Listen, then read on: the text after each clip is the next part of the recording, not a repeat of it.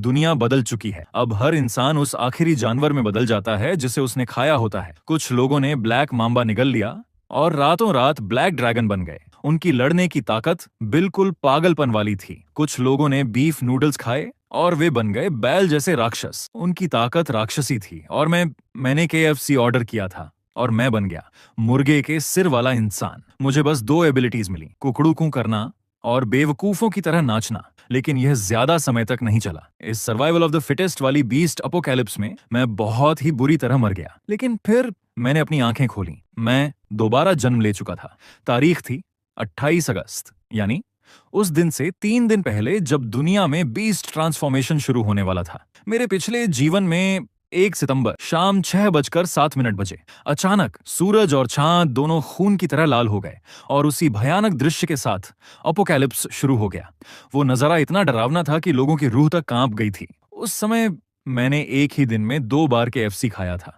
उस याद को सोचकर आज भी मेरा पेट मरोड़ने लगता है, क्योंकि उसके बाद मैं बन गया था मुर्गे के सिर वाला इंसान और उस अफरा तफरी में मैं ज्यादा देर तक जिंदा नहीं रह पाया। उस समय किसी को समझ ही नहीं आ रहा था कि आखिर हो क्या रहा है। लोग बस इतना जानते थे वे उसी आखिरी जानवर में बदल गए जिसे उन्होंने खाया था। लेकिन अगर किसी ने उस दिन कई अलग अलग जानवर खाए हों तो उसे उनकी कई एबिलिटीज एक साथ मिल सकती थीं। ये सोचते ही मेरे दिमाग में अनगिनत आइडिया आने लगे। पैंगोलिन की डिफेंस, उल्लू की नाइट विजन, डॉल्फिन की इकोलोकेशन और भेड़िए की तेज इंद्रियां। इस बार मैं बनूंगा बीस्ट किंग। लेकिन एक समस्या थी, मेरे सारे पैसे दादाजी के अस्पताल के बिलों में खत्म हो गए थे। कबाड़ बेच बेच कर मैंने मुश्किल से $3000 बचाए थे, जो बिल्कुल भी काफी नहीं था। इसलिए मैंने हर जगह से ऑनलाइन लोन लेना शुरू कर दिया।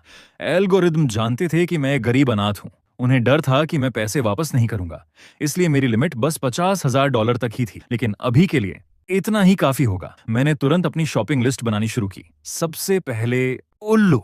उसकी नाइट विजन के अलावा उसकी सुनने की क्षमता भी कमाल की होती है। इसके बाद इलेक्ट्रिक ईल, जो 800 वोल्ट का करंट छोड़ सकती है। सीधे शब्दों में यह लगभग तूफान के देवता थॉर जैसी ताकत है। ताकत के लिए मैं खरीदने वाला हूं बुलेट चींटियों का एक बैच। अब बारी डिफेंस की। पैंगोलिन, मगरमच्छ, कछुआ, इनमें से कोई भी नहीं छोड़ा जा सकता। ओह, मैं लगभग एक चीज भूल ही गया था, टार्डिग्रेड। यह एक ऐसा जीव है जिसे तब तक मारना लगभग नामुमकिन है जब तक सूरज फट न जाए। यह ऐसे ऐसे खतरनाक वातावरण में भी जिंदा रह सकता है जिन्हें इंसान सोच भी नहीं सकता। इसे उबाल दो, कुचल दो, यहां तक कि अंतरिक्ष में फेंक दो, फिर भी यह जिंदा रहता है। यह तो न्यूक्लियर रेडिएशन से भी नहीं मरता। अगर मुझे इसकी एबिलिटी मिल जाए तो मैं अजेय बन जाऊंगा। मुझे पता था कि टार्डिग्रेड अल्ट्रावायलेट लाइट से डरते हैं, इसलिए मैंने तुरंत एक प्लान बनाया। मैं काई को बेट की तरह इस्तेमाल करूंगा, उन्हें वहीं बढ़ने दूंगा और फिर यूवी लाइट से खत्म कर दूंगा। तभी तैयारी करते समय मुझे एक छिपकली दिखाई दी। इसमें रिजेनरेशन एबिलिटी होती है। अगर इसे टार्डिग्रेड की इमॉर्टैलिटी और सैलामेंडर की रिकवरी एबिलिटी के साथ जोड़ दिया जाए तो यह बन जाएगा अल्टीमेट कॉम्बो। इसके बाद मैं स्कूल की लैब में गया और वहां से एक माइक्रोस्कोप चुरा लिया। लेंस के नीचे टार्डिग्रेड मोटे मोटे कीड़ों जैसे दिख रहे थे। करीब 50 थे, लेकिन वे बहुत छोटे थे। मुझे सैकड़ों चाहिए थे। समय कम था, इसलिए सबसे पहले मैंने ऑनलाइन एक एंट कलेक्टर से संपर्क किया। जैसे ही मैंने बुलेट चींटियां देखी, मेरी आंखें चमक उठीं। मैंने तुरंत 50 ऑर्डर कर दिए। हर एक की कीमत थी $400, यानी कुल $20,000। मैंने बिना झिझक पैसे ट्रांसफर कर दिए। मैंने कुछ मरी हुई चींटियां भी खरीदी। फिर मेरी नजर 2 अजीब बीटल्स पर पड़ी। सेलर ने बताया कि ये आयरनक्लैड बीटल्स हैं जो अमेरिका से लाए गए हैं। अगर इन्हें जोर से कुचल दो या कार से भी कुचल दो तो भी इन्हें कुछ नहीं होता। इनका एक्सोस्केलेटन इतना मजबूत है कि ये अपने वजन से 40,000 गुना ज्यादा दबाव सह सकती हैं। ये सुनकर मेरी दिलचस्पी और बढ़ गई। मेरे पिछले जीवन में जो लोहे जैसे राक्षस सब पर राज कर रहे थे, शायद वे इन्हीं से बने होंगे। लालची डीलर दोनों के $18,000 मांग रहा था। आखिरकार मोल भाव करके मैंने कीमत $15,000 कर दी। फिर मैंने उससे पूछा क्या वह किसी ऐसे इंसान को जानता है जो इलेक्ट्रिक ईल बेचता हो। उसने कुछ कॉल किए और कहा कि वह एक ईल डीलर को जानता है। मैंने बिना सोचे $10,000 और खर्च कर दिए। डीलर मन ही मन हंस रहा था। उसे लग रहा था कि उसे कोई बेवकूफ मिल गया है। लेकिन मेरा चेहरा गंभीर था, क्योंकि अपोकैलिप्स आने वाला था और उस दुनिया में पैसा सिर्फ कागज का टुकड़ा है। अब मुझे सिर्फ एक उल्लू चाहिए था। बिना नाइट विजन के रात में जीना नरक होगा, इसलिए मैं तेजी से बर्ड मार्केट में खोजने लगा। आखिरकार मुझे एक उल्लू मिल ही गया। मैंने बिना झिझक $3000 दे दिए। अब मेरे सारे इंग्रेडिएंट्स तैयार थे। मैंने तुरंत उन्हें प्रोसेस करना शुरू कर दिया। विशेषज्ञों के अनुसार लोग जिस जानवर को खाते हैं उसके मांस की बची हुई ऊर्जा शरीर के अंदर रिलीज होती है और वही ऊर्जा बीस्ट ट्रांसफॉर्मेशन का कारण बनती है। लेकिन दोबारा जन्म लेने के बाद भी मैं अभी तक इसका असली कारण समझ नहीं पाया था। आखिरी दिन सबसे पहले मैंने अपने कीमती टार्डीग्रेड्स को चेक किया, फिर अपना बैलेंस देखा। मेरे पास सिर्फ $6000 बचे थे। मैं एक ब्लैकस्मिथ की दुकान पर गया और अपना हथियार चुना, एक भारी स्लेजहैमर। मैंने कुछ मगरमच्छ का मांस भी खरीदा और जब मैंने सैलामेंडर को देखा मुझे पता था कि ये मेरे अमर होने की टिकट है। तभी मुझे मिस रिया का मैसेज आया। वह पूछ रही थी क्या मैंने स्कूल से माइक्रोस्कोप लिया है। लगता है मैंने स्कूल की सिक्योरिटी को कम आंका था, लेकिन मुझे अंदर से कुछ भी महसूस नहीं हुआ। मैं कई दिनों से स्कूल नहीं गया था। दादाजी की मौत के बाद मेरा पढ़ाई में बिल्कुल भी दिल नहीं लगता था। फिर भी अपने दोस्तों की चिंता देकर मैंने एक फैसला लिया। आज मैं उन्हें आखिरी बार खाना खिलाऊंगा। उधर मिस रिया भी बहुत चिंतित थीं। उन्होंने मुझे कॉल किया और मेरी हालत के बारे में पूछा। उनकी आवाज सुनकर मेरे मन में अजीब सी भावनाएं उठने लगीं। मेरे पिछले जीवन में इस नर्म दिल और खूबसूरत टीचर ने अपने छात्रों को बचाने के लिए अपने ही शरीर को ढाल बना लिया था और अंत में वह एक दुखद मौत मारी गईं। उस समय उन्होंने पोर्क खाया था और वह बन गई थीं स्वर के चेहरे वाली इंसान। ये याद आते ही मैं तुरंत उन पर चिल्लाता हूँ, कोई भी पोर्क मत खाना, यही मेरे लिए तुम्हारी सबसे बड़ी मदद होगी। मेरी बात सुनकर वह हैरान हो जाती है। तब मैं बहाना बनाकर कहता हूँ कि स्वाइन फ्लू और बर्ड फ्लू फैल रहा है। उन्हें चेतावनी देने के बाद मैं अपने इंग्रेडिएंट्स पकाना शुरू करता हूँ। मैं चींटियों को उबालता हूँ और उन्हें चॉकलेट में मिलाता हूँ।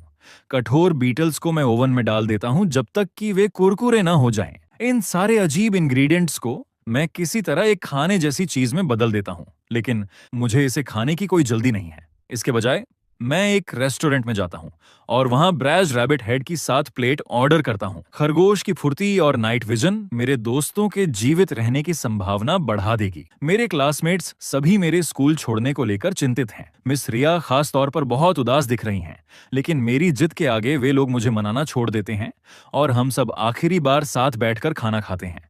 मेरे पिछले जीवन में हम में से ज्यादातर मर गए थे। एक तरह से ये सच में हमारा आखिरी अलविदा है। मैं माहौल हल्का करने की कोशिश करता हूँ। चलो सब लोग खाना शुरू करो, इतना उदास मत बनो। मेरी व्यवस्था के अनुसार सब लोग खरगोश का मांस खाते हैं और अंत में मैं उन्हें चींटियों वाली चॉकलेट डेजर्ट के रूप में देता हूँ। अब मेरे दोस्त खुद को बचा सकेंगे। अब बस 2 घंटे बचे हैं और अब समय है मेरी दावत का। चलो इसे शुरू करते हैं। रीजनरेशन एबिलिटी पाने के लिए चाहे ये कितना भी घिनौना क्यों ना हो, मुझे सब कुछ निगलना ही होगा। इस उल्टी जैसा लगने वाला खाना जबरदस्ती खाने के बाद मैं पूरी तरह थक चुका हूँ। ट्रांसफॉर्मेशन होने में अभी भी 1 घंटा बाकी है, लेकिन मेरा पेट भयानक दर्द से तड़प रहा है। मेरे पिछले जीवन में दोपहर 3 बजे के बाद हर इंसान को तेज दर्द महसूस होने लगा था, लेकिन अभी यह आपदा नहीं है, ये तो फूड पॉइजनिंग है। इतनी सारी योजना बनाने के बाद भी मैं यह बात भूल गया था, लेकिन अगर मैं बस थोड़ा और सहन कर लूं और रीजनरेशन एबिलिटी मिल जाए तो मैं बच जाऊंगा। धीरे धीरे ये दर्द भरा इंतजार आगे बढ़ता है और तभी सूरज फिर से खून जैसा लाल हो जाता है। बिल्कुल मेरे पिछले जीवन की तरह आपदा आ चुकी है। दर्द ठीक समय पर शुरू हो जाता है। मेरी चीखों के बीच मेरे शरीर का हर हिस्सा अकल्पनीय बदलावों से गुजरने लगता है। जब मैं बेहोशी से जागता हूं तो दर्द गायब हो चुका होता है, लेकिन मेरे शरीर की हर कोशिका जैसे फटकर दोबारा बन रही हो। मेरी पीठ तेजी से ऐंठने लगती है, मेरे हाथों और पैरों की नसें फूल जाती हैं, मेरी 5 इंद्रियां धीरे धीरे धुंधली होने लगती हैं और मुझे अपने दादाजी का चेहरा दिखाई देता है। क्या दोबारा जन्म लेने के बाद भी मैं शुरुआत में ही मरने वाला हूँ? उधर पूरी दुनिया में भयानक बदलाव हो रहे हैं। लोग यकीन ही नहीं कर पा रहे कि वे राक्षस बन चुके हैं। पूरी दुनिया अराजकता में डूब चुकी है। मिस रिया जब जागती हैं तो उन्हें पता चलता है कि उनका चेहरा खरगोश के फर से ढक चुका है। तभी जमीन के नीचे से एक भूकंप जैसी गर्जना सुनाई देती है और अगले ही पल एक भयंकर विस्फोट होता है। धुआं तेजी से कमरे में भर जाता है, जिससे ऑटोमेटिक स्प्रिंकलर सिस्टम चालू हो जाता है।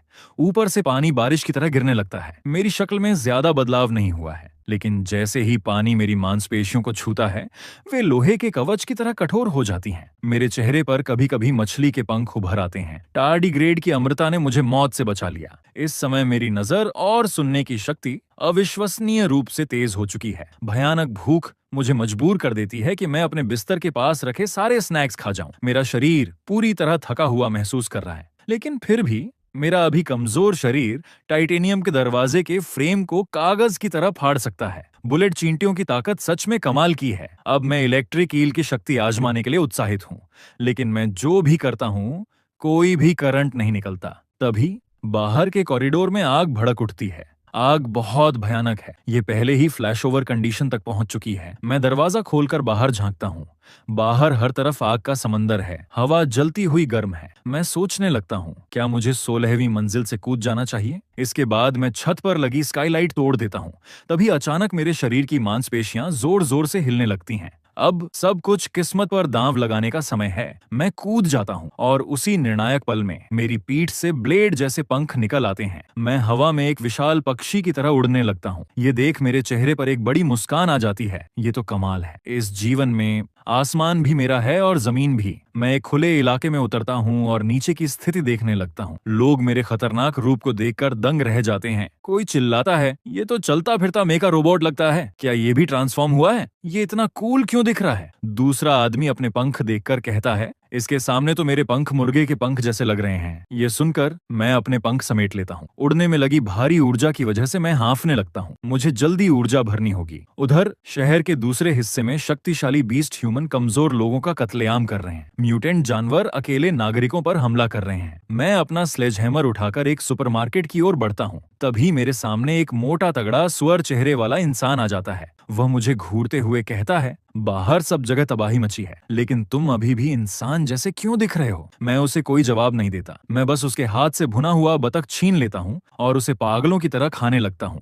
ये देखकर सुअर चेहरे वाला आदमी गुस्से से आग बबूला हो जाता है। वह चिल्लाता है, मेरा खाना छीनकर खाना चाहता है? मरने का शौक है क्या? और वह मुझ पर एक जोरदार मुक्के से हमला करता है, लेकिन मैं उसके गेंद जैसे पेट पर एक लात मारता हूँ। मेरी लात की भयानक ताकत से वह दर्जनों फीट दूर जा गिरता है। इतना जोरदार वार खाने के बाद भी उसे अपनी औकात समझ नहीं आती। वह फिर भी चिल्लाते हुए कहता है कि वह मुझे मार डालेगा। जैसे ही मुझे उसके मारने के इरादे का एहसास होता है, मेरे शरीर की शक्ति अचानक फट पड़ती है। मेरे सिर से दानव जैसे सींग उगाते हैं। अब जाकर वह स्वर चेहरे वाला आदमी डर जाता है। उसे समझ आ जाता है कि मैं एक बेहद खतरनाक राक्षस हूँ। वह तुरंत भीख मांगने लगता है, लेकिन मैं उसे छोड़ने वाला नहीं हूँ। मैं शांत आवाज में कहता हूँ, घबराओ मत, ये तो बस जरूरी डेटा कलेक्शन है। और अगले ही पल मैं एक हथौड़े के वार से उसे नरक का रास्ता दिखा देता हूँ। इसके बाद मैं उसके पेट से एक बीस्ट कोर निकालता हूँ। उसकी ऊर्जा की शुद्धता कुछ खास नहीं लगती, लेकिन फिर भी मैं बिना हिचकिचाए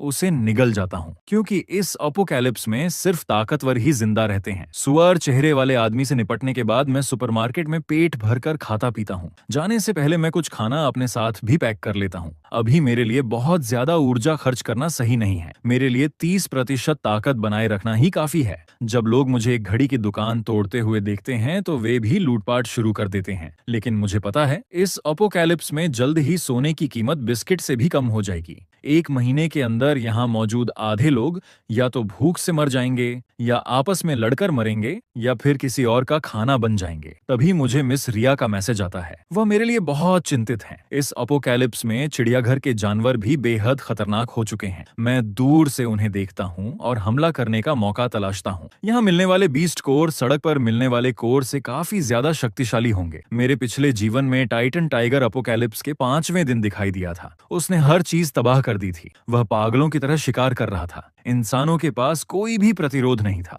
यहाँ तक कि बंदूकें भी उसे रोक नहीं पाईं। सिर्फ 2 महीनों के अंदर 30 फीट ऊंचे राक्षस शहर में घूम रहे थे, लेकिन इस बार मैं उन्हें राक्षस बनने से पहले ही खत्म कर दूंगा। तभी जंगल में मुझे अचानक एक बूढ़ा आदमी मदद के लिए पुकारता हुआ दिखता है। मैं उससे पूछता हूँ, पहले मुझे बताओ, क्या जानवर म्यूटेट होकर बाहर निकल गए हैं? वह जवाब देता है, नहीं, बाघ अभी भी अंदर हैं। ये सुनते ही मैं अपना लक्ष्य तय कर लेता हूँ और तुरंत लोहे की जाली फाड़ चिड़ियाघर के अंदर जाता हूँ। तभी एक म्यूटेटेड वुल्फ मैन मेरी ओर दौड़ता है। मैं बस एक हथौड़े के वार से उसे दूर उछाल देता हूँ। तभी पीछे से नुकीले दांत वाला बंदर मुझ पर हमला करता है। वह मुझे एक मुक्का मारता है, लेकिन मुझे जरा भी चोट नहीं लगती। मैं गुस्से से कहता हूँ, छुपकर हमला करने की हिम्मत कैसे हुई, और उसे जमीन पर पटक देता हूँ। जब मैं पीछे मुड़कर देखता हूँ तो पता चलता है कि पूरा चिड़ियाघर म्यूटेटेड बंदरों से भरा हुआ है। लेकिन मेरे लिए वे सब बस कचरा हैं। मैं एक एक करके हर बंदर को हथौड़े से गिरा देता हूँ और भी कई बंदर बेवकूफों की तरह मेरी ओर दौड़ते हैं, लेकिन कोई भी मेरे एक वार को भी सहन नहीं कर पाता। कुछ ही देर में मैंने काफी सारे बीस्ट कोर इकट्ठा कर लिए। इनकी क्वालिटी ठीक ठाक है और इनकी ताकत मेरे शरीर के साथ अच्छी तरह मेल खा रही है। जब मैं इन्हें अवशोषित करता हूँ तो मुझे अपनी रीढ़ की हड्डी के पास एक अजीब ऊर्जा महसूस होती है। क्या यह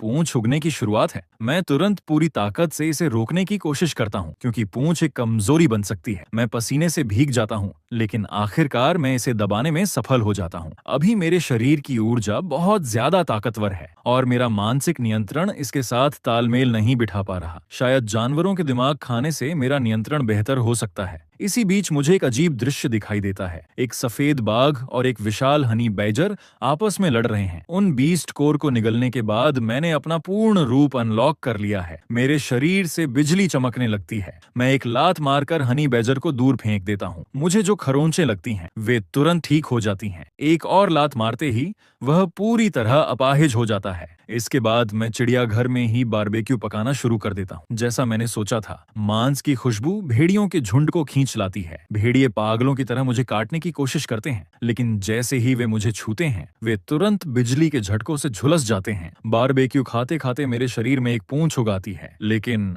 ये मेरे लिए कोई बोझ नहीं है। मैं मुस्कुराते हुए भेड़ियों से कहता हूँ, अब जब तुम यहाँ आ ही गए हो तो वापस जाने की मत सोचो। अब वार्म अप खत्म। मैं सीधे भेड़ियों के झुंड पर हमला कर देता हूँ, लेकिन ये खूंखार भेड़िए भी मेरे सामने एक पल भी नहीं टिक पाते। मैं सोचता हूँ, चलो अब बीस्ट ह्यूमन की डिफेंस लिमिट भी टेस्ट कर लेते हैं। जैसे ही मुझे तेज दर्द महसूस होता है, मेरा शरीर रक्षा प्रतिक्रिया में हाई वोल्टेज करंट छोड़ देता है और तुरंत 2 ग्रे वुल्फ झुलस जाते हैं। मेरी वर्तमान ताकत के साथ मैं अब साधारण म्यूटेंट जानवरों से नहीं डरता। साथ ही मैंने काफी सारे बीस्ट कोर भी हासिल कर लिए हैं। अगर मैं अपने अल्टीमेट फॉर्म तक पहुंच गया तो ये लोग मेरी स्किन पर खरोंच भी नहीं लगा पाएंगे। मैं अपने मैसेज चेक करता हूँ। मेरे दोस्त मुझे धन्यवाद दे रहे हैं। अच्छा हुआ तुमने हमें वह दावत खिलाई थी। मिस रिया भी मैसेज करती हैं। बाहर पूरी तरह अराजकता है। खाना जमा करो, छिप जाओ और रेस्क्यू का इंतजार करो। लेकिन सिर्फ मुझे पता है कि यह सोच कितनी मासूम है, क्योंकि इस अपोकैलिप्स का पहला नियम यही है कि यहाँ कोई नियम नहीं है। तभी बंदर का दिमाग खाने के बाद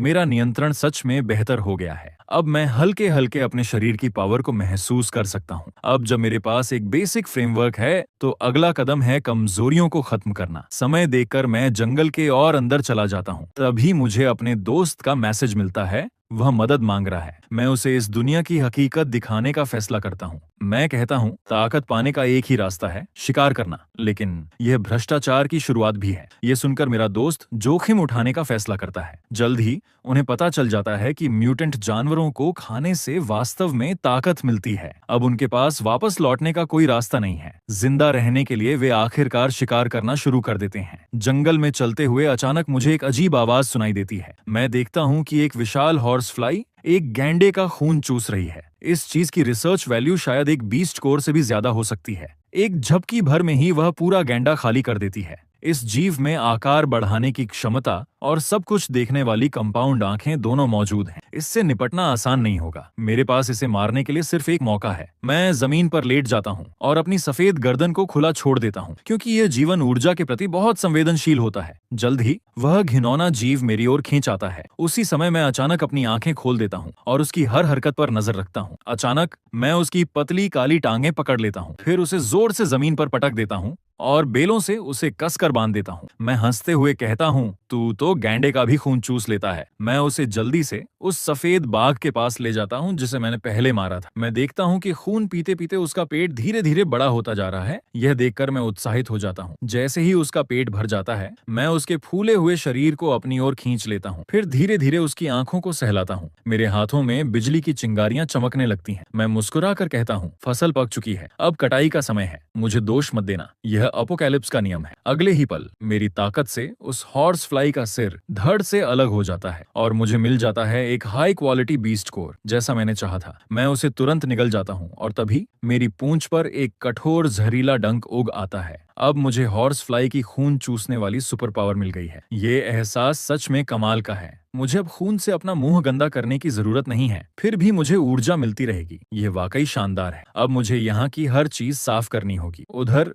मेरे दोस्त मुझे देख लेते हैं। वे लगातार कमेंट कर रहे हैं, वाह कितना बड़ा पक्षी है, काश हमारे पास भी पंख होते। कुछ देर बाद वे लोग चिड़ियाघर पहुंचते हैं। वहां हर जगह बंदरों की लाशें पड़ी होती हैं। उनके दिमाग निकाल लिए गए हैं और खून पूरी तरह सूखा हुआ है। ये देखकर वे सोचते हैं ये काम जरूर किसी टीम का होगा, लेकिन उन्हें सबसे ज्यादा झटका तब लगता है जब वे देखते हैं कि बाघ का खून भी पूरी तरह निकाला जा चुका है। वे डर कर कहते हैं, क्या यहाँ कोई वैम्पायर है? उधर हवा में उड़ते हुए मुझे अचानक छींक आ जाती है। अभी थोड़ी देर पहले ही मैंने चिड़ियाघर से एक छोटा पांडा उठा लिया था। मैं उसे एक बीस्ट कोर खिलाने की कोशिश करता हूँ और हैरानी की बात, उसके पहले से नंगे शरीर पर तुरंत काले और सफेद फरूग आते हैं। मैं सोचने लगता हूँ, मैंने तो टाइगर का बीस्ट कोर निकला था, लेकिन मेरे अंदर कोई पक्षी या बिल्ली जैसी विशेषता नहीं आई। तो क्या पांडा का जीन ज्यादा ताकतवर है? खैर जो भी हो, मैं पांडा से कहता हूँ, उम्मीद है तू मुझे हैरान करेगा, वरना तेरा अंजाम उस हॉर्स फ्लाई से बेहतर नहीं होगा। पहले तुझे मोटा करूंगा,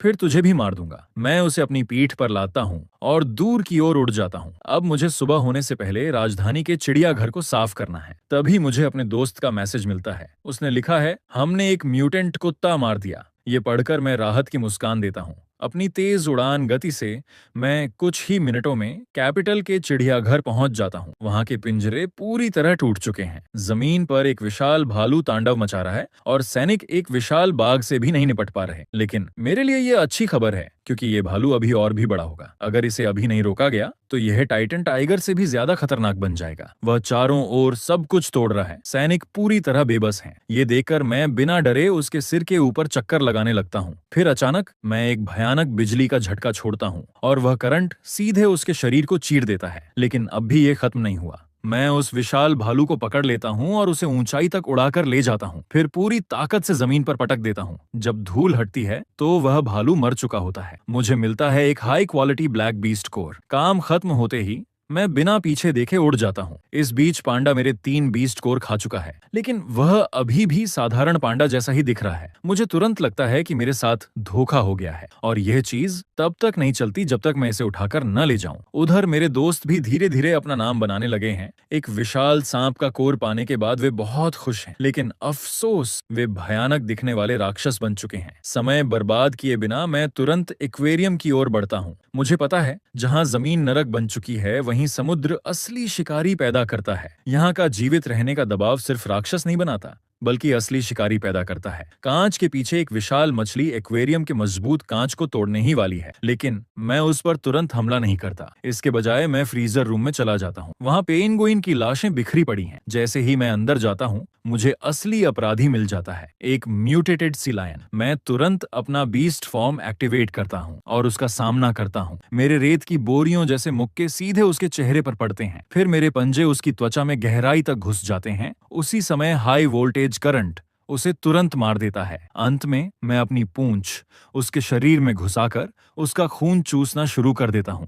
तभी मैं देखता हूँ एक और सी लायन भागने की कोशिश कर रहा है। मैं तुरंत उड़कर उसका पीछा करता हूँ और आखिरकार उसे पकड़कर उसका बीस्ट कोर निकाल लेता हूँ। कम क्वालिटी वाले कोर मैं पांडा को दे देता हूँ। उसका पेट तेजी से फूलने लगता है, लेकिन उसकी शक्ल में फिर भी कोई बदलाव नहीं आता। गुस्से में मैं उसे दूर फेंक देता हूँ और कहता हूँ, सच में तुझसे अच्छा तो मैं कछुआ पाल लेता। मैं मुड़कर जाने लगता हूँ, लेकिन पांडा मेरे पीछे पीछे आकर मेरी टांग को कसकर पकड़ लेता है। उधर सैनिक जंगल की जांच कर रहे हैं। उन्हें पता चलता है कि वे विशाल राक्षस सब मारे जा चुके हैं और उनके घाव बंदूक से हुए नहीं लगते। उनकी त्वचा, जिसे गोलियां भी नहीं भेद सकती थीं, आर पार छेदी गई है। एक सैनिक कहता है, क्या यह वही पंखों वाला प्राणी हो सकता है जिसका जिक्र रिपोर्ट में था? भले ही उसके पास मगरमच्छ जैसी ताकत हो, लेकिन इवोल्यूशन में समय लगता है। ये दक्षता तो अविश्वसनीय है। दूसरा सैनिक कहता है, और वह हमेशा पेट ही क्यों चीरता है? किसी को याद आता है डॉक्टर चेन की रिपोर्ट में भी पेट के सैंपल लेने की बात कही गई थी। ये शिकार नहीं लगता, बल्कि रिसर्च जैसा लगता है।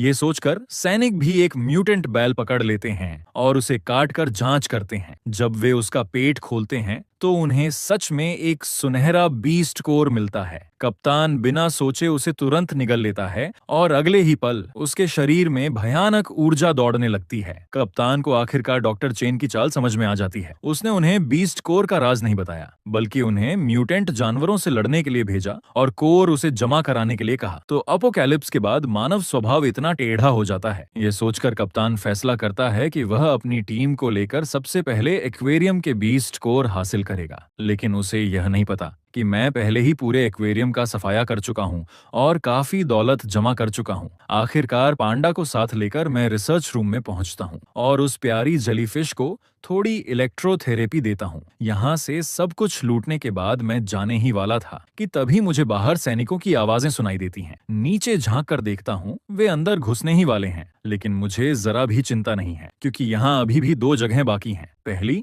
डॉल्फिन एरिया, दूसरी मेन टैंक की मछलियां। सुबह होने से पहले मुझे यहाँ की हर चीज साफ करनी होगी। ध्यान से देखने पर पता चलता है कि सभी डॉल्फिन म्यूटेट होकर पागल कठपुतलियाओं बन चुकी हैं। वे बस एक दूसरे को मार रही हैं। तो फिर शांति से मर जाओ। मैं तुरंत अपना ट्रांसफॉर्मेशन एक्टिवेट करता हूँ और पानी में छलांग लगा देता हूँ। एक बहरे कर देने वाला धमाका होता है और नजरा काफी खूनी हो जाता है। कुछ ही देर में मैं सभी डॉल्फिन को मार देता हूँ। उनसे मिलने वाले नीले बीस्ट कोर इतने साफ और खूबसूरत हैं कि देखने लायक हैं। जब मैं उन्हें अवशोषित करता हूं तो मेरी संवेदन शक्ति तेजी से बढ़ जाती है। मुझे ऐसा महसूस होता है जैसे मैं एक शांत समुद्र के बीच खड़ा हूं। उधर मूर्ख पांडा हैरानी से मुझे देख रहा है। मेरे शरीर में भयानक बदलाव होने लगते हैं। मेरी तेज इंद्रियां दूर से ही सैनिकों के कदमों की आवाज सुन सकती हैं। इसलिए मैं तुरंत मैन टैंक की ओर निकल जाता हूँ, क्योंकि सेना के कुत्तों की सूंघने की शक्ति बहुत तेज होती है। वे मुझे जल्द ही ढूंढ लेंगे।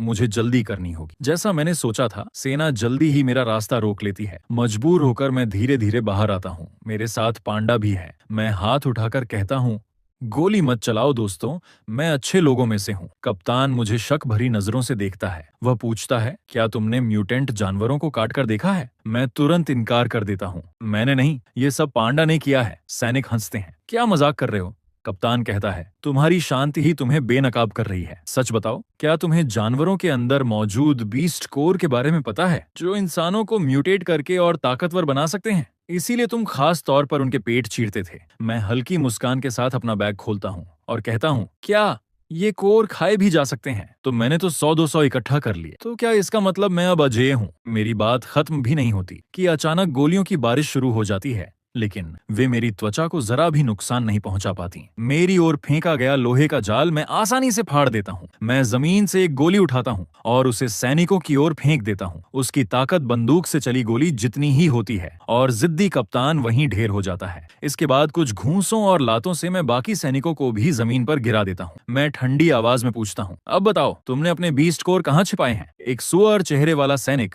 अपने साथी की हालत देखकर डर से चुप हो जाता है। जब उसे पता चलता है कि कप्तान ने सारे कोर अपने पास जमा कर रखे थे, तो वह तुरंत गुस्से का नाटक करता है और कहता है, मैं हेलीकॉप्टर उड़ा सकता हूँ, मैं तुम्हें वहां ले जाऊंगा। मेरे दिमाग में एक नया प्लान आता है। मैं तुरंत उसे आदेश देता हूँ, अपने साथियों के शरीर काटो। जब वह देखता है कि उनके शरीर में भी बीस्ट कोर मौजूद हैं, तो वह पूरी तरह सन्न रह जाता है और फिर उसके चेहरे पर डर छा जाता है। वह कांपते हुए कहता है, हे भगवान, क्या यह दुनिया नरक बन चुकी है? बचे हुए समय में मैं मेन टैंक में कत्लेआम शुरू कर देता हूँ। एक विशाल ग्रेट व्हाइट शार्क मेरे सामने आसानी से इधर उधर फेंकी जाती है। सैनिकों के हथियार हासिल करने के बाद लड़ाई और भी आसान हो जाती है। बाकी बचे 2 सैनिक कहते हैं कि वे आत्मसमर्पण कर रहे हैं। जैसा मैंने सोचा था, वे असल में मदद बुलाने गए थे, लेकिन उन्हें नहीं पता यह भी मेरी योजना का हिस्सा है। चारा डाला जा चुका है, अब बस बड़ी मछली के आने का इंतजार है। अब मुझे अपनी ताकत और वजन बढ़ाना होगा। 100 से ज्यादा बीस्ट कोर निगलने के बाद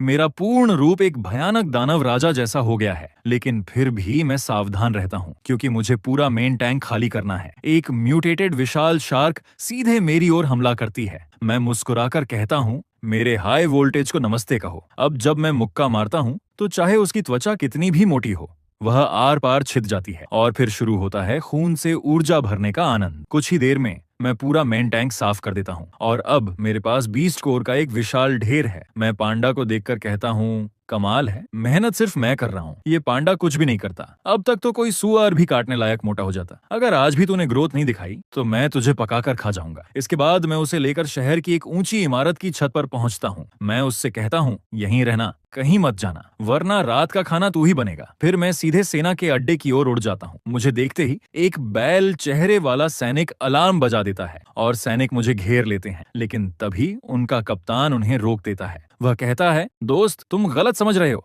इस अपोक्लिप्स में उड़ सकने वाला इंसान सोने से भी ज्यादा कीमती है। हमारे पास गोलियां भी हैं और इलाका भी। हमें बस तुम्हारे जैसे लोग चाहिए। फिर कुत्ते चेहरे वाला कप्तान मुझसे दोस्ती करने की कोशिश करता है। वह पूछता है, तुम्हारा नाम क्या है नौजवान? उसका अजीब व्यवहार कुछ सैनिकों को शक में डाल देता है। वे देखते हैं कि जो जानवर वापस लाए गए हैं उन सबके पेट काटे गए हैं। यहाँ जरूर कोई गंदा राज छिपा है। कुत्ते चेहरे वाला आदमी मुझे रिसर्च सुविधा में ले जाता है। कहता है, हमें वायरस चेक करना होगा। जैसे ही डॉक्टर चेन मुझे देखते हैं, उनकी आंखें चमक उठती हैं। वे कहते हैं, कमाल का नमूना, मेरा मतलब कमाल का नौजवान। तुम्हारे ये पंख कैसे जागे? क्या तुमने ट्रांसफॉर्म होने के बाद म्यूटेंट जानवरों का मांस खाया? हमारी रिसर्च कहती है कच्चा मांस खाने से भी थोड़ी ताकत बढ़ती है। फिर वह मुझे एक अजीब वैक्सीन इंजेक्ट करने की तैयारी करता है, लेकिन कुछ ही पलों में डॉक्टर चेन को महसूस होता है कि कुछ गड़बड़ है। वो देखता है कि मेरी त्वचा बेहद कठोर हो चुकी है, इतनी कि एक छोटी सी सुई भी उसे भेद नहीं सकती। उसके हैरान होने का फायदा उठाते हुए मैं हल्की मुस्कान देता हूँ। प्रोफेसर, ऐसे काम में हिचकिचाना नहीं चाहिए, इसे मवेशियों की तरह ट्रीट करो। इतना कहकर मैं उसे जमीन पर पटक देता हूँ और वही वैक्सीन सीधे उसके शरीर में घुसा देता हूँ। डॉक्टर चेन चीख उठते हैं। योजना उजागर होते ही भाड़े का कप्तान बिना हिचकिचाए मेरी पीठ पर गोली चलाता है, लेकिन मेरे वर्तमान शरीर की ताकत के सामने साधारण गोलियां बेकार हैं। वे मेरी त्वचा को खरोंच तक नहीं सकती। ये देखकर कप्तान हक्का बक्का रह जाता है। वह विश्वास नहीं कर पाता और पागलों की तरह मुझ पर गोलियां बरसाने लगता है। मैं बिल्कुल स्थिर खड़ा रहता हूँ, ना बचता हूँ ना हटता हूँ। कितनी भी गोलियां चलें, कोई भी मेरी त्वचा को नहीं भेद पाती। उल्टा रिबाउंस होकर कुछ गोलियां पास खड़े प्रोफेसर को ही घायल कर देती हैं। मैं एक मुक्का घुमाता हूँ और मेरे पैरों में विस्फोट जैसी ताकत फूट पड़ती है। सिर्फ एक पंच में भाड़े का कप्तान हवा में उछलकर दूर जा गिरता है। प्रोफेसर के दो सहायक मेरे दोनों पंख पकड़ लेते हैं। वे मेरी हरकत रोकने की कोशिश करते हैं, लेकिन मैं बस एक बार पंख फड़फड़ाता हूँ और दोनों दूर जा गिरते हैं। अब तक यह सिर्फ मेरा अंदाजा था, लेकिन अब मुझे पूरा यकीन हो गया है, ये लोग अब इंसान नहीं रहे। कोई हैरानी नहीं कि मेरी पिछली जिंदगी में सबसे पहले ताकत इन्हीं के हाथ आई थी, क्योंकि ट्रांसफॉर्मेशन के दिन ही इन्होंने बीस्ट कोर खोज लिए थे। और इतना ही नहीं, इन्होंने यह भी खोज लिया था कि इंसानों के अंदर भी बीस्ट कोर होते हैं। जहर के असर से डॉक्टर चेन पूरी तरह घबरा जाते हैं। वे पास पड़ा एक बीस्ट कोर उठाते हैं, उसे निगल कर जहर ठीक करने की कोशिश करना चाहते हैं, लेकिन मैं उन्हें यह मौका नहीं देता। मैं झटके से कोर उनके हाथ से छीन लेता हूँ। तुम इसे निगलना चाहते हो? भाड़े का कप्तान अब कांपने लगता है। उसे कभी उम्मीद नहीं थी कि मैं इतना ताकतवर होऊंगा। वह घुटनों पर गिरकर कहता है, कृपया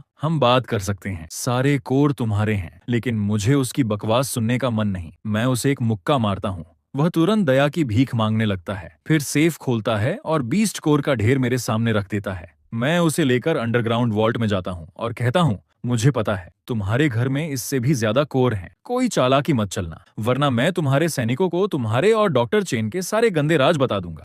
फिर ये बंदूकें तुम्हारी तरफ मुड़ जाएंगी। ये सुनकर भाड़े के सैनिक घबराकर पसीना पसीना हो जाते हैं। उन्हें समझ ही नहीं आता ये सब हो क्या रहा है। लेकिन तभी भाड़े के कप्तान का शरीर अचानक फिसलन भरा हो जाता है। वह झुककर ईल मछली की तरह जमीन पर सरकने लगता है और चिल्लाता है, उसे मार दो। सैनिक मुझ पर गोलियां बरसाने लगते हैं, लेकिन जब धुआं छंटता है मैं पूरी तरह सुरक्षित खड़ा होता हूँ। ये देखकर कप्तान डर के मारे रेंगकर भागने लगता है। गोलियां लगातार मेरे पंखों से टकराती हैं और चिंगारियां उड़ती हैं, लेकिन मैं उसे भागने नहीं देता। मैं हवा से एक गोली पकड़ लेता हूँ और उंगली से झटकते ही उसे कप्तान के पैर पर मार देता हूँ। गोलियां अभी भी मेरे शरीर पर बरस रही हैं, लेकिन कुत्ते चेहरे वाला कप्तान चिल्लाता रहता है, फायर करते रहो। अब मेरा समय बर्बाद हो रहा है। मैं सीधे हवा में छलांग लगाता हूँ और भाग रहे भाड़े के कप्तान को पकड़ लेता हूँ। फिर सैनिकों को बताता हूँ कि उसने और डॉक्टर चेन ने कैसे गंदे काम किए हैं। कुछ सैनिकों को पहले से शक था, अब वे गुस्से से भर जाते हैं। उसी समय एक स्नाइपर राइफल मेरी ओर निशाना साधती है। वह इतने समय से सब देख रहा था, फिर भी उसे समझ नहीं आया कि ये गोलियां मुझ पर बेकार हैं। मैं अपने पंख फड़फड़ाता हूँ और तोप के गोले की तरह उसकी ओर उड़ता हूँ। पलक झपकते ही मैं उसे पकड़ लेता हूँ और उसका सिर उड़ा देता हूँ। मैं ठंडी आवाज में कहता हूँ, और कोई कोशिश करना चाहता है? ये सुनकर कोई भी सैनिक आवाज तक नहीं करता। मुझे पता है इन सैनिकों को भाड़े के कप्तान और प्रोफेसर ने धोखा दिया था। सबसे घिनौनी बात यह थी कि प्रोफेसर ने जानबूझकर कहा था कि बीस्ट कोर जहरीले होते हैं और उन्हें केंद्रीय प्रोसेसिंग के लिए जमा करना चाहिए। अब सब समझकर सैनिक पछताने लगते हैं, लेकिन भाड़े का कप्तान यह जानकर सफेद पड़ जाता है कि उसका अंत आ गया है। बाद में मैं अंडरग्राउंड वॉल्ट से सारे बीस्ट कोर ले लेता हूँ, फिर एक मुट्ठी कोर कप्तान की लाश पर रख देता हूँ और कहता हूँ, अगली जिंदगी में अपने भाइयों के साथ बांटना याद रखना। इसके बाद मैं पूछता हूँ, किसी को कुत्ते के घोंसले का पता है जो मुझे खजाने की जगह बताएगा? ये 14 कोर उसके हैं। एक सुअर चेहरे वाला आदमी स्वयं सेवा करता है। वह मुझे पहाड़ की चोटी पर बने विला तक ले जाता है। अंदर कदम रखते ही मैं देखता हूँ वहां लाशों का ढेर लगा है, लेकिन कोई दांत या पंजों के निशान नहीं। ये काम किसी इंसान का है। बाथरूम में मैं देखता हूँ कि एक गोरिल्ला मैन एक लड़की के साथ जबरदस्ती कर रहा है। मैं पिगफेस से पूछता हूँ, क्या यह भाड़े के कप्तान का बेटा है? गोरिल्ला मैन हमें देख लेता है और तिरस्कार से हंसता है। ओह, एक पंखों वाला अजीब प्राणी। क्या हुआ? हीरो बनकर लड़की बचाने आए हो? पीछे से लड़की रोते हुए कहती है, मुझे बचाओ। पिगफेस उसकी आवाज पहचान लेता है। वह सच में कुत्ते चेहरे वाले कप्तान का बेटा है। गोरिल्ला मैन भी पिगफेस को पहचान लेता है और मुस्कुराकर कहता है, इसे खत्म करने के बाद तू भी दावत में शामिल हो जाना। फिर वह घमंड से कहता है, लगता है मेरा इवोल्यूशन पूरा हो चुका है, तुम मुझे पहचान भी नहीं पाए। मैं शांत स्वर में पूछता हूँ, अपने पिता के छिपे कोर में से कितने खाए? वह लापरवाही से कहता है, बस 27। अगर सारे सैकड़ों खा लेता तो मैं इनविंसिबल होता। मैं हल्की मुस्कान देता हूँ, तो फिर तुम्हें वह मौका नहीं मिलेगा। अचानक गोरिल्ला मैन को महसूस होता है कि कुछ उसके पास से गुजरा है। फिर दर्द महसूस होते ही वह चीख उठता है। अब मुझे पता चल जाता है कि वह लड़ने लायक नहीं बचा। मैं चाकू जमीन पर फेंक देता हूँ और लड़की से कहता हूँ, अब यह चाकू तुम्हारा है, तुमने जो करना है करो। अगले ही पल खून चारों ओर फैल जाता है और गोरिल्ला मैन स्वर्ग से धार जाता है। फिर मैं अंदर वाले दरवाजे को जोर से लात मारकर तोड़ देता हूँ। कुत्ते चेहरे वाले कप्तान के रिश्तेदार गुस्से से चिल्लाने लगते हैं, कौन सा जंगली कुत्ता है जो हमारे दरवाजे को लात मारने की हिम्मत कर रहा है? तुझे पता भी है ये किसका इलाका है? बेवकूफ लड़के। वे बिना कुछ सोचे मुझ पर गोलियां बरसाने लगते हैं, लेकिन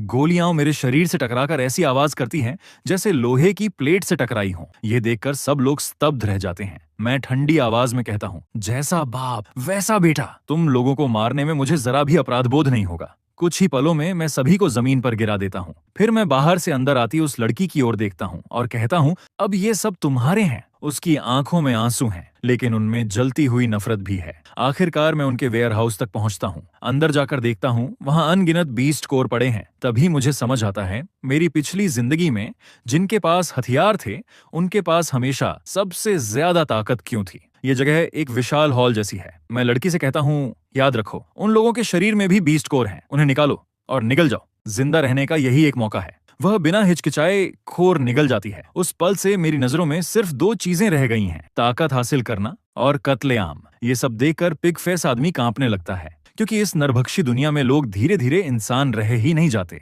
सब खत्म करने के बाद मैं तुरंत पांडा को ढूंढने वापस लौटता हूँ, लेकिन जब मैं छत पर पहुंचता हूँ तो पांडा गायब होता है। दीवार पर गहरे पंजों के निशान देखकर मेरे मन में एक बुरा ख्याल आता है। मैं बुदबुदाता हूँ, बच्चे पालना सच में बहुत झंझट का काम है। मैं तुरंत उजड़े हुए शहर के ऊपर उड़ने लगता हूँ और पांडा को ढूंढते हुए लगातार उसका नाम पुकारता हूँ। खंडहरों में छिपे शरणार्थी मुझे देखकर सोचते हैं कि मैं पागल हो गया हूँ, लेकिन मेरी आवाज कुछ और ही चीजों को आकर्षित कर लेती है। अचानक एक ताकतवर म्यूटेंट कुत्ता मेरी ओर दौड़ता है। उसके हमले के सामने मैं जरा भी नहीं बचता। बस एक बिजली का झटका और वह तुरंत भुनकर मर जाता है। मैं उस पांडा को ढूंढता रहता हूँ जिसने अनगिनत बीस्ट कोर खा लिए थे। तभी एक अंधेरी गुफा में अचानक अनगिनत हरी चमकती आंखें दिखाई देती हैं। मेरी शक्तिशाली संवेदन शक्ति महसूस करती है कि कोई मुझे छिपकर देख रहा है। मैं एक बिजली का झटका छोड़ता हूँ और पास का एक मेंढक जैसा म्यूटेंट आदमी तुरंत जमीन पर गिर जाता है, लेकिन मैं उसे नजरअंदाज कर देता हूँ क्योंकि मुझे सिर्फ पांडा को ढूंढना है। मैं फिर उसका नाम चिल्लाता हूँ और कहता हूँ, वापस आ जाओ। जैसे ही मेरी आवाज गूंजती है, अचानक एक विशाल भालू तेजी से मेरी ओर दौड़ता हुआ आता है। दोस्तों, अगर इसका नेक्स्ट पार्ट चाहिए तो चैनल को सब्सक्राइब कर बस एक रेड हार्ट कमेंट कर दो।